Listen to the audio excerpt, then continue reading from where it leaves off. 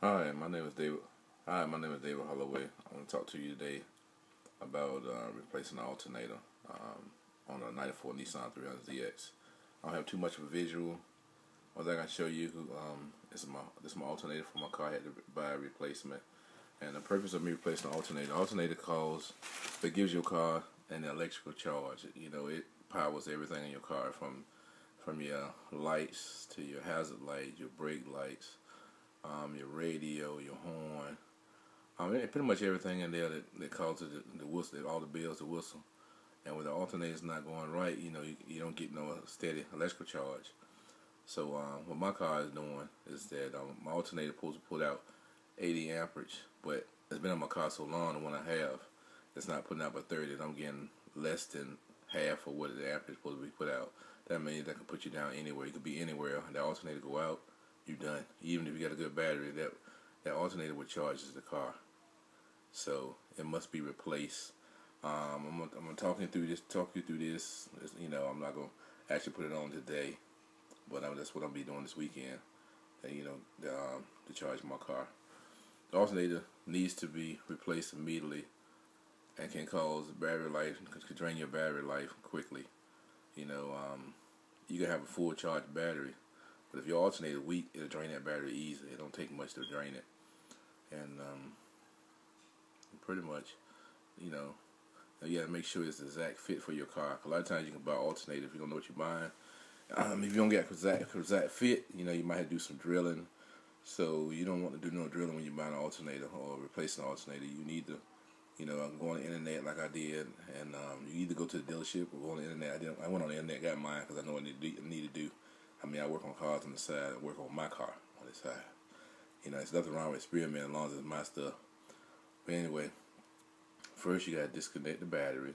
So they give you juice because you don't want to be trying to replace the alternator, and you got the battery still hooked up. And if you do with a wrench, a wrench is electrical. And with a wrench is steel, but steel can be a conductor for energy. So if you're in there trying to take the alternator off, you still got the battery hooked up. You cause a spark, you can shock yourself. So you got to disconnect the battery. First, so you have no juice running to your car that will cause a shock. Two, you got to raise your car up.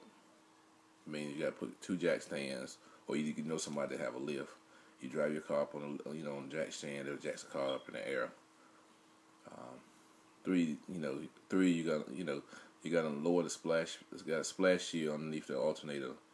Each car should have one that keeps water and moisture out of there because that's your electrical charge. You don't want water going there. Might shorten it out. Cause sparks. Four, loosen adjustable belt for the main using a wrench and remove the alternator belt. Move the alternator adjuster. Move the adjuster for the drive belt to loosen the alternator belt and reuse it. Remove it. Disconnect the electric connector. Each alternator got electric connector. That's what your energy flow through. Disconnect the energy connector and output wire from the alternator. You remove your alternator mounting belts and remove the alternator from the engine. Also, you have correct tools. Your tools is no more than an adjustable wrench or whatever, or a socket wrench, and a Phillips screwdriver. Phillips screwdriver is for the splash shield. I got like 4 screws on holding it. But it's nothing major. And once you disconnect, connect and output wire from the battery, then you can remove the alternator mounting bolts, and then you remove the alternator from the engine. Then you get ready to replace replace your alternator. Apply the mounting bolts. You apply your mounting bolts. That's what hold the alternator on. Then you connect your electrical output. And your wires to go back to the alternator. Reinstall the belts the way you took them off and tighten them. You put your belts back on. You got your drive belt. You have your alternator belt. Just put them back on. Once you put the alternator back on, you tighten up your mounting bolts. And get your resistance as far as how tight you want your alternator, so you can get a full charge. You don't want your belt slipping because your belt starts slipping if not tight enough. you won't get no full charge. And then you install your alternator and Martin bolts, that's connected. And then like I say, you reinstall the belts the way you took off and tighten them.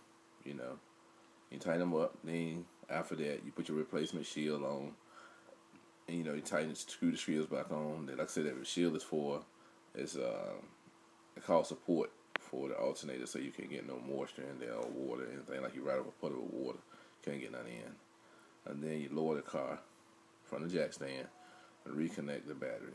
I mean, it may sound, well, it is simple because I know how to do it, but putting in the words is more harder. But anyway, that's my procedure of replacing the alternator. Also, once you lower the car down off the jack stand, then you reconnect the battery. Once you reconnect the battery, put your negative back on, the negative pole back on your battery.